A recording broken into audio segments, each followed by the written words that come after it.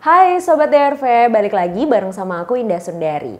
Nah, belakangan ini kita dikejutkan dengan kabar duka dari pasangan selebritis yang mengalami kecelakaan. Nah, tentunya kita semua turut bersedih akan kejadian yang terjadi. Biasanya dalam posisi berduka gini banyak yang suka bilang sama kita untuk kamu jangan sedih ya, kamu harus kuat. Nah, emang kita nggak boleh sedih ya kalau lagi berduka? Dan apakah kita harus selalu kuat ketika kita sedang berduka? Saksikan terus video ini dan mari kita bahas.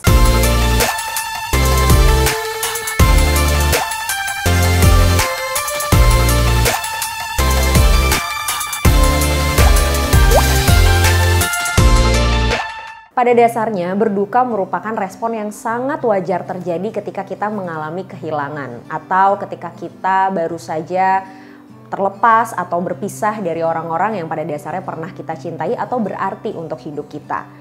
Nah, respon duka itu juga pada dasarnya bisa beda-beda di setiap orang, tergantung dari seberapa berartinya orang ini di hidup mereka, seberapa signifikannya kejadian atau momen yang pernah terjadi antara dia dengan orang ini, dan bagaimana bentuk kehilangan yang terjadi pada setiap orang. Nah, dalam situasi berduka wajar kok kalau kita ngerasa sedih, kita ngerasa marah, kita ngerasa kehilangan, takut, atau bahkan kadang kita tidak percaya kalau situasi ini sebenarnya sedang terjadi pada diri kita. Ketika kita sedang berduka, ada 5 tahap atau 5 stage yang biasanya kita lewati dalam posisi berduka.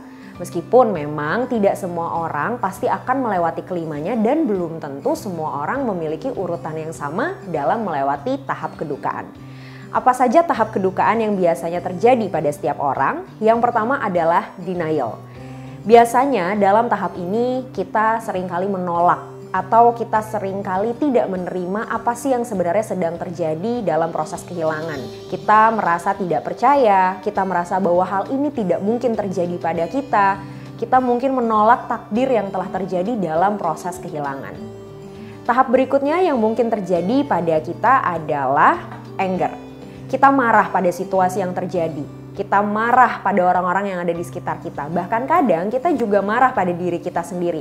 Kita menyalahkan situasi, kita menyalahkan kondisi, kita menyalahkan lingkungan, dan tidak jarang kita juga menyalahkan Tuhan. Tahap berikutnya yang mungkin terjadi pada proses kedukaan adalah bargaining. Di sini kita melakukan proses tawar-menawar. Kita mulai berpikir, kenapa sih bukan aku aja yang pergi? Kenapa bukan aku aja yang meninggal? Kenapa bukan aku aja yang mengalami kecelakaan ini? Kenapa harus dia?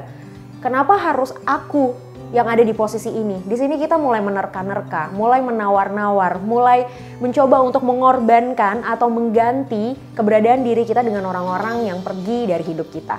Tahap keempat yang mungkin terjadi dalam proses kedukaan adalah depression atau depresi. Di sini kita merasa amat sangat sedih, kita merasa amat sangat hancur, kita merasa sendirian, kita merasakan kehilangan yang sangat mendalam karena orang-orang sekitar atau orang terdekat yang kemudian pergi meninggalkan kita. Biasanya di sini kita mulai menarik diri dari lingkungan, kita mulai tidak mau menjalankan aktivitas, berbagai aspek dalam kehidupan kita kemudian mulai terganggu. Dan tahap terakhir atau yang kelima dalam proses kedukaan adalah acceptance, di mana kita bisa menerima situasi, kita bisa menerima keadaan bahwa memang kecelakaan ini sudah terjadi, kehilangan ini sudah terjadi, bahwa memang orang yang kita cintai sudah tidak berada di sekitar kita lagi. Kita mulai menerima rasa sakitnya, kita mulai menerima luka, kita mulai menerima kesedihan yang sedang kita rasakan, kemudian berdamai dengan situasi yang sekarang kita hadapi. Seperti yang tadi udah aku bilang sebelumnya, bahwa proses kedukaan atau grieving bisa jadi hal yang berbeda yang dilalui oleh setiap orang. Gak semua melewati 5 tahap yang sama. Bahkan kadang urutannya juga belum tentu sesuai dengan yang tadi aku sebutkan. Tapi menurut penelitian, setidaknya setiap orang akan mengalami 2 tahap dalam proses kedukaan sampai akhirnya dia bisa benar-benar menerima apa yang terjadi. Berapa lama sih biasanya seseorang bisa melewati proses grieving atau kedukaan? Macam-macam, tergantung. Tergantung seberapa besar efek yang ditimbulkan dari kehilangan ini. Tergantung seberapa berarti dan bernilainya orang yang memang meninggalkan kita dan seberapa besar dukungan dari orang-orang yang ada di sekitar kita. Dalam situasi berduka, sudah selayaknya kita membiarkan perasaan, pikiran, ataupun segala emosi tertuang sesuai dengan apa yang kita rasakan. Kalau kita ingin menangis, menangislah. Kalau kita ingin teriak, teriaklah.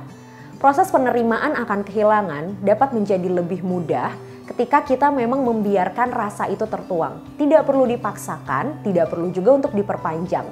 Tidak perlu kok untuk kita harus selalu kuat dalam menerima proses kedukaan. Kalau memang kita belum kuat, kalau memang kita masih sedih, kalau memang kita masih belum bisa menerima, rasakan apa yang memang sedang kita rasakan. Jadilah orang-orang yang memang bisa mengerti kondisi orang-orang sekitar yang baru saja mengalami kehilangan dan sedang berduka. Dukung dia, temani dia, rangkul dia. Beritahu dan tunjukkan dia bahwa pada dasarnya kita selalu ada untuk menemani dia. Kita selalu mendukung apapun yang sedang dia jalankan dan apapun keputusan dia. Jangan memaksakan dia untuk harus selalu kuat saat ini juga. Jangan meminta dia untuk berhenti menangis. Karena justru akan semakin sulit ketika kita memaksa seseorang untuk berhenti menangis dan menjadi kuat ketika pada dasarnya proses duka itu masih terjadi di dalam dirinya. Gak apa-apa, biarkan dia menikmati segala kesedihan, segala luka, segala kedukaannya sampai akhirnya dia bisa menerima dan berdamai dengan situasi yang ada. Dan bagi kita yang sedang mengalami situasi berduka, cobalah untuk tetap berada di dekat orang-orang yang kita sayang. Cobalah untuk tetap menerima segala dukungan positif dari orang-orang sekitar. Jangan menutup diri, tetap jalani aktivitasmu sehari-hari meskipun berat, tapi pada dasarnya hidup kita juga terus berjalan. Jangan mengurung diri, jangan menjauhkan diri kita dari orang-orang yang ada di sekitar kita. Terima semua yang sedang terjadi, pelan-pelan aja, nggak perlu dipaksakan karena pada akhirnya kita yang tahu kapan kita bisa menerima semua kejadian yang sedang terjadi pada diri kita. Dapatkan informasi medis langsung dari Dr. Vito dengan subscribe channel YouTube ini. Anda juga bisa membagikan semua informasi berharga di sini dengan cara share ke teman-teman atau kenalan Anda.